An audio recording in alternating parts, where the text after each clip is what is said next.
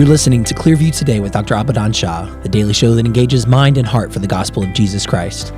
I'm Ryan Hill. I'm John Galantis. You can find us online at clearviewtodayshow.com, or if you have any questions for Dr. Shah or suggestions for new topics, send us a text to 252-582-5028. That's right, and we want you guys to help us keep the conversation moving forward by supporting the show. You can share it online with your friends and family. Leave us a good 5-star review on iTunes or Spotify, anywhere you get your podcasting content from. Very, very pleased to be sharing the mic with Darth Vader over here this morning. I was going to say, you know why my voice is raspy? Why is that? Because I was yelling at somebody who left us a 4-star review.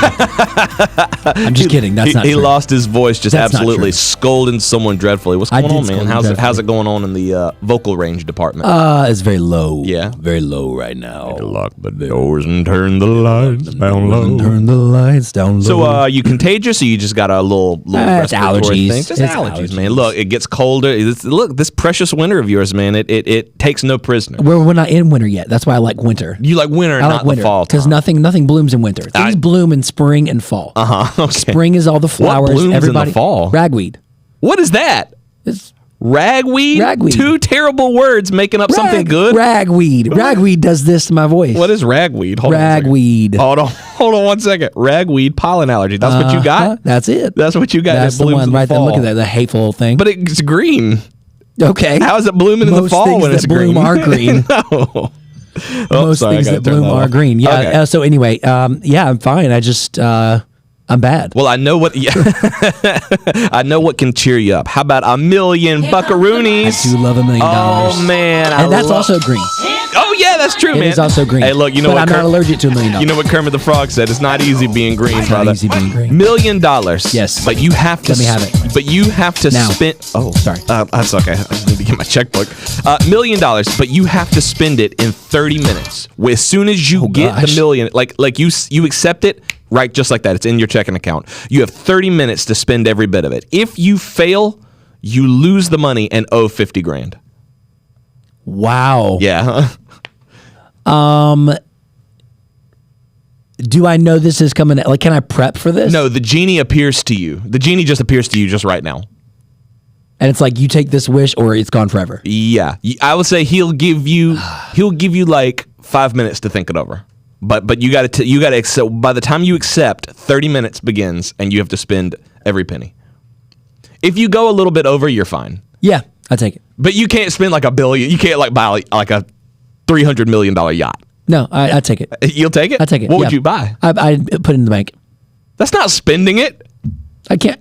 And like, oh, you did say spend it. Yeah, you got to spend it. You can't just get rid of I was it. like, I'll It's invest not a it. dead I'll body, invest it in the right? bank. I'll invest it in the bank. No, I can't. I don't think I can. I don't think there's any way to do that. Buy a house. Can you do that in 30 minutes? On Zillow, right? Could you instantly buy $1 million house right now? On Zillow? Can't you go on Zillow and just buy it like it's like a house Amazon? No. For real? It's not house Amazon. No.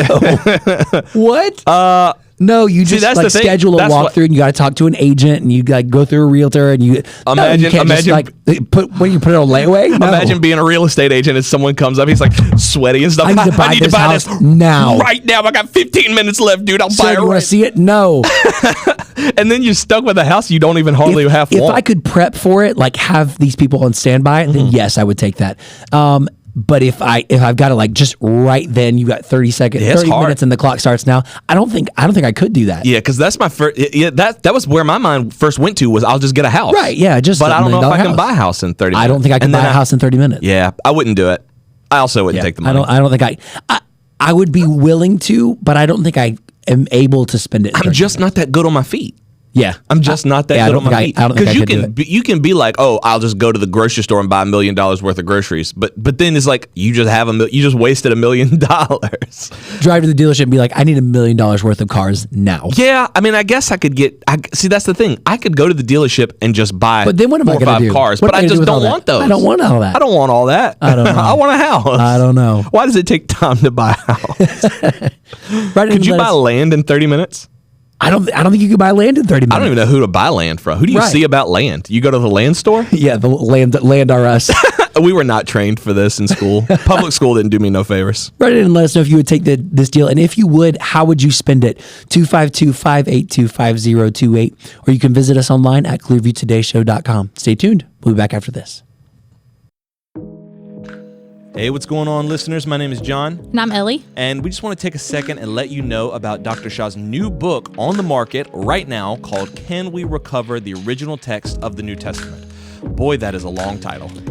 True, but it's a very simple message. The original text of the New Testament is not only attainable, but there are lots of different ways that scholars go about discovering it. There's a lot of people out there saying that the original text is lost forever, or that it's hopeless to actually try to find it, or that there's many texts of the New Testament.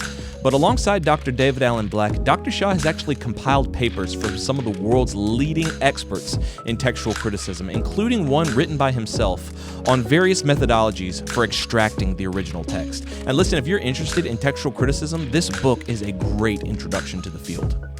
You can pick up your copy on Amazon, or you can buy it from our church website. That's clearviewbc.org.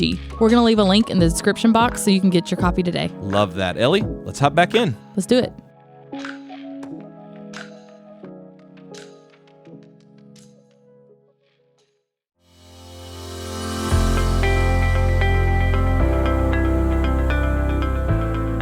Welcome back to Clearview Today with Dr. Abadan Shah, the daily show that engages mind and heart for the gospel of Jesus Christ. You can visit us online at clearviewtodayshow.com. If you have any questions or suggestions for new topics, send us a text to 252-582-5028. That's right, and we're here once again in the Clearview Today studio with Dr. Abadan Shah, who's a PhD in New Testament textual criticism. Dr. Shah, in honor of $1 Million Monday, we are rule-bound to offer you $1 million today. I'll take it. But, well, here's the thing. The second you take it, you don't have any prep time, you don't have any lead time, you have 30 minutes to spend it. If you don't, your face fell. You have 30 minutes to spend the $1 million. If you don't spend all $1 million, you lose you lose the $1 million and you owe $50,000. I'll be glad to spend it in 30. How do you spend $1 million in 30 minutes? Very easy. How? Very easy. What do you buy? For one, I'll give money to missions. I will. Okay. We're working on getting, Christian education going, Bible education. So I'll put some right there. In 30 minutes? Yeah, buy some land. Yeah. How do you buy land so in 30 we minutes? talked about that. I was like, I could buy land. We could buy a house. I could invest it here, but Yeah. I don't know that I could do that. I don't know that I could accomplish it in 30 minutes. You probably can't, but I bet you know people. That's like true. You Yeah, probably that's you true. probably like, Yeah. I know the right people. Absolutely. That I Get can them on the get some phone. land in 30 minutes. Absolutely. Yeah. That's crazy. Yeah, I mean. So no fear at all? No fear at all. I can have 1 million. You said 10 million. I'll $1 billion. I'll do it. Jeez Louise. Wow. Okay. It's not what you know. That's what it's it is. Who you know. Yeah. It's who you know, I guess. That's So it. if you've got people where you can get on the phone and be like, look, I need to buy this plot of land right this second. Like, yeah, wire Yeah, me the money. I know Yeah. people Okay. who will sell it as well. My Yeah. friend, you are $1 million richer. Congratulations. We'll cut the check after this episode. I wasn't expecting it. I was not expecting it. The verse of the day today is coming to us from Deuteronomy chapter 10, verse 21. He is your praise and he is your God who has done for you these great and awesome things which your eyes have seen. Dr. Shaw, I don't know if it's too early to say this because our album just dropped. Right? Yes. Just dropped like a couple of weeks ago. Heaven, Here, and Now, by the way. Make sure you grab it. It's in the link in the show notes. It has been on repeat in my house and in my car. Hey, yes, amen. But there is an original song coming up. Yes. Based on this verse, that he is a God who has done great and awesome things. And I right. remember that being a big thing with us. I think we talked about that. That was one of our themes, that God is so awesome. He's the awesome God. That's right. That's right. God is awesome.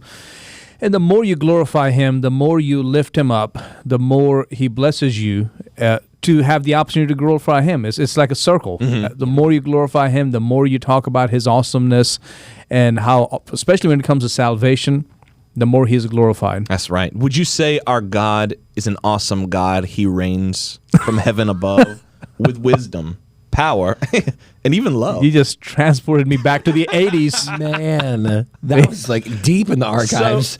So it's funny because everybody has that reaction, like, wow, that's old. But see, I didn't get saved till 2007, 2008.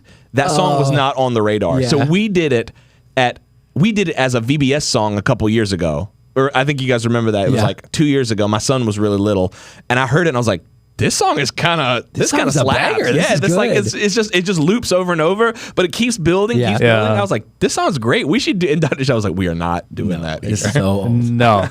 And there are some churches right now who are just getting, Yeah. with it when it comes to contemporary music, and they sing it. Yeah. And I'm like, you are like 40 years too late. Yeah. And I get it. That's where you have to begin. So please begin there, okay? Yeah. Take maybe shout to the Lord. Shout. Oh man, That was one I never really got into. Maybe good Father. Yeah, good. Yeah, no. Children's ministry is doing every move I make. Every move I make. Every move I make in you. You make me move, Jesus. Is that an old song? Oh, yeah. I never heard that one. Yeah. 2000s, right? Yeah. Early 2000s. Early Wow. 2000s. Yeah, I missed that one completely. Yeah. I missed Awesome God in its heyday. Yeah. And then I heard it. I heard it at VBS 2 years ago, and I was like, this Yep. is kind of. Yeah, sometimes at VBS, they'll bring back around those old ones and kind Yeah. of infuse new life into them. But the VBS, the way they do it, I can sing that. Yeah. Right, they do a good job. Yeah, I can sing those songs because the beat is fresh and they You put a little twist. some energy in it. Yeah, they put some twist to it and energy in it. So it is fun to do that. But yeah, no, I won't You would sing it do like it the like old-fashioned Michael way. W. No. Well, Oh, it's funny. Speaking of our God being an awesome God, the plan of salvation that He's given to us, we're spending some time talking about that a little bit off mic, and I found this TikTok that I wanted to show you, and I don't think that this guy is doing what we're going to talk about, which is called dispensationalism, and Dr. Shah can explain that a little bit. I'm not saying that this pastor is doing that. I don't think he is, and I think Dr. Shah would agree with me. But it does lead to an interesting conversation about analogies, because I love analogy. I love that's really how I learn, is saying, think of it like this, or think of it like this with this illustration. But some people take analogies too far, and they actually become doctrines themselves. And maybe we can listen to this guy and Okay. see what's going on. Says Noah believed God. And because he believed God, he built an ark, which was God's specific instructions. This is how you will be saved. That ark, which was a means of salvation by which Noah and his family were in during the flood, the Bible tells us that when we are in Christ, by putting our faith in Him, by believing God's word, when He says this is the only way to be saved from the wrath of God against sin, by giving your life to Jesus, by being in Christ through faith, we come up out of the water. We acknowledge the weight of our sin. And as Jesus rose from the dead, we then come up out of the water also acknowledging that we have been risen from the dead, that we have been forgiven, that the penalty of sin, death, the power of sin to hold us in the grave is broken forever because we believe in Jesus Christ. And before we begin, his background looks like SpongeBob. It does look like SpongeBob. Yeah, I didn't even notice that. It does Why look did like they do that? SpongeBob. Are you ready, kids? Hi, Captain. I honestly completely phased it out, but yeah, now that I see We're going right down to it Bikini looks Bottom. like the very intro, Yeah, the like opening where sequence. you go down and you see the big pineapple comes Maybe down. he might be a SpongeBob fan. I agree with what he's saying. I have actually no problem with what he just said. Right. But yes, and I definitely want to deal with your question, which is that dispensationalism? That's what you're Correct, asking. because I didn't know dispensationalism was a thing before like last year. Because we have started talking much more deeply about doctrines, and especially like doctrinal fallacies. And so I guess when I saw that, I didn't know if that fell under dispensationalism. I don't know if he's advocating for that when he says that the ark is a means of salvation. Is that an accurate thing to say in that they were saved from the flood? Or is it like, hey, because you built that ark, you are now going to heaven, you're deemed righteous. That's your plan of salvation. Yeah, I don't think so. I think that's what, I don't think he is saying that. Right. But just to give our listeners, our viewers, a quick tutorial on dispensationalism, I have two books here with me. The first one is Dispensationalism by Charles Ryrie, and this is revised and expanded version, and as you can see, I've read it through and through. He even brings up progressive dispensationalism. For those of you who are not familiar with this, dispensationalists overall believe that the most important thing when it comes to the scriptures is not salvation, it's the glory of God. Kind of sounds very much like Reformed I was as gonna say, well. that sounds like a Reformed thing. But that's what they believe. It's not just salvation, it's the glory of God. Okay. So don't look at it as it's all about Jesus coming down on the cross, although that undergirds everything. It's not the ultimate thing that God is after. Ultimate thing that God is after is His own glory. So why would they even go that route? Is it like so important to do that? Well, they will say, and again, for those of you who know what I'm talking about, you're like, cut to the chase. For those of you who don't know what I'm talking about, they're like, please explain, because exactly. I have no clue what you're talking about. It all comes down to prophecies regarding Israel in the end of times. Mm-hmm. Some of those prophecies talk about the temple. They talk about sacrifices. Mm-hmm. They talk about the old worship coming back, and this time even better, like Malachi says, even better than in former days. Mm-hmm. So based on those kind of passages, they say, well, then, of course, Christ's death, burial, resurrection, the plan of salvation being grace through faith is sort of the bottom line there, but in different times in the history of the world, 7 different seasons, I guess, dispensations, God has worked with his people and required a different act of obedience to salvation. Gotcha. So there are 7 dispensations. The first one would be the dispensation of innocence. This is where, in the Garden of Eden, this is prior to the sin. Like they didn't have to do anything; they were already saved because they were innocent. Yeah, in that stage, God just, that's how they were. Got you. They were glorifying God. Then there's a conscience stage comes in because their eyes are open. Then there is the human government. You talk about Tower of Babel and all that stuff that happens, and which is Genesis 9, starting in verse 1, and then going down. Let me see if I can quickly find that for us. Sure. Just to give people an understanding. Genesis chapter 9, starting in verse 1. This is where God works with Noah, and the flood is over, and be fruitful, multiply. Once again, let's do this. And then, of course, as you know, human government, the Tower of Babel, and all that comes in at that point. So that goes on. Then there is the dispensation of promise. This is from Genesis 12, calling of Abraham, all the way to the law that God gave in Exodus 19. Then the dispensation of the law, which is Exodus 20, going all the way into the time of Christ. He came, offered the kingdom to his people. They rejected him. This is the dispensation of law. Then the dispensation of grace, which is Acts chapter 2, where the Holy Spirit came in all power. Right. Dispensation of grace. The church is born. There's a distinction between Israel and the church that goes on until Revelation chapter 20, verse 3.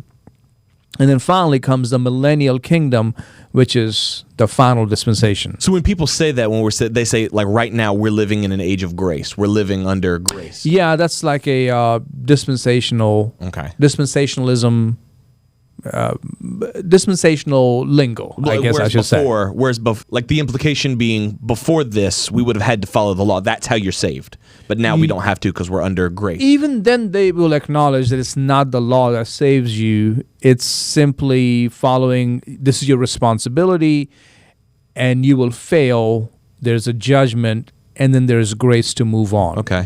So it's not like that saves you. Okay. You will fail. Bottom line, dispensationalism says, in every scenario, God offers redemption. People reject. There is judgment, and then there is the grace to keep moving. Okay. It's in every dispensation. Sort of God is working with people. I mean, I think it's unnecessary to do all that just to preserve the prophecies for ethnic Israel in the end of time. So can you explain why the prophecies of ethnic Israel quote unquote require dispensations? They don't. I guess I don't believe that. That was my question. Is it that it's unnecessary or that it's a harmful approach? I think it's a harmful approach. Okay. Yeah. Not for a minute will I say that these people who hold on to dispensationalism are like just dummies. Right. Not true. No, they're not. I mean, they're very smart people. Like Charles Ryrie, I held up his book. I don't agree with, the dispensational theology. Right. But not for a moment will I say I haven't used Charles Ryrie to enhance my understanding of the Bible, theology, things like that. No, brilliant guy. Is it harmful because it undermines the cross?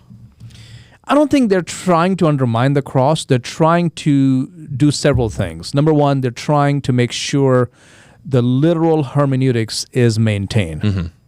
Again, I think sometimes dispensational theologians or those who hold to it are often miscaricatured, I guess you can say, as being literalistic. Like they see an analogy and they're still going to try to, God has hands. Oh, look, the God has hands. Where's the hands of God? They're not doing that. Right. They understand figures of speech. But they are trying to be as literal as possible. So when the Bible talks about 1,000 years of millennial rule for Israel, it's 1,000 years. Right. And I agree. I think as much as possible, you need to be a consistent literalist. Okay? They also are trying to maintain the distinction between Israel and the church, which, by the way, covenant theology doesn't do that. Right. I agree with dispensationalism. And that's when somebody will say, well, then you are a dispensationalist. I'm like, no, I'm not. Yeah. They make good points, but their overall theology isn't correct. Because I believe in every so-called dispensations, which I don't think that's really accurate. But throughout the history of the world, in every age, there always has been one story. And I can still maintain the distinction between Israel and the church and still maintain one story. Right. I don't have to resort to this system. Is it fair to think about the difference between your approach and dispensationalism, as dispensationalism would be many different books in a series versus your approach would be different chapters in one book? Yeah, I think it's a good way to say that. Yeah. Okay. I would agree with that. Is it a way to separate the church from Israel? Like, is it a way to say, look, because of these different dispensations, we're the main characters now? Maybe you had your shot in the past, but now the church is the main. That's what are you saying? Dispensation? Is that what they're doing? Dispensationalists? Probably. Okay. But your chapter is going to end. Right. Another chapter is coming for Israel. Which, guess what? I agree with that. Right. It's in the text. Right. It's in the Old Testament. It's in Romans. It's in the book of Revelation. It's there. So you have to maintain that. But I don't think you have to resort to this these dispensations to have these different this whole system of a pattern of responsibility, failure, judgment, and grace to move on. I don't think that's really you have to really force it. But I think you bring up a great point, because saying that you agree with dispensationalists in several different areas, but not classifying yourself as a dispensationalist is an important clarification, because people oftentimes think, like, if I line up in 2 or 3 of these categories, okay, I guess I just have to buy this whole thing wholesale. I have to just be fully in that camp. Just like Calvinism, okay? I am far more Calvinist than I am Arminian. But I won't characterize myself as a Calvinist. Because if you do, you're labeling yourself with all of their beliefs and all of their... You're right. The 5 points of Calvinism. Again, for those of you who may not know, you're like, we just jumped topic. We went from talking about dispensationalism to now Calvinism. Just to give you a quick tutorial there as well. Total depravity, unconditional election, limited atonement, irresistible grace, perseverance of the saints. Total depravity, I have no problem with that. Unconditional election, I don't have a problem with that if you're talking about Israel. Limited atonement, I do have a problem with that. I think atonement was made for all. Irresistible grace, sort of kind of goes again with with unconditional election. If you mean irresistible grace so that Israel could continue as a nation carrying the coming Son of God, the Lion of Judah, the Son of David, then yes, that's fine. Do you think that's what they mean, many of them? No. Okay. No, Calvinism doesn't mean that. Perseverance of the saints, I don't quite agree with that. I do believe in eternal security. Right. Once you're saved, you're not going to lose it. Right. God, that's why it's eternal. If it's not eternal security, then it would be temporary security. Right. I came to give you temporary life.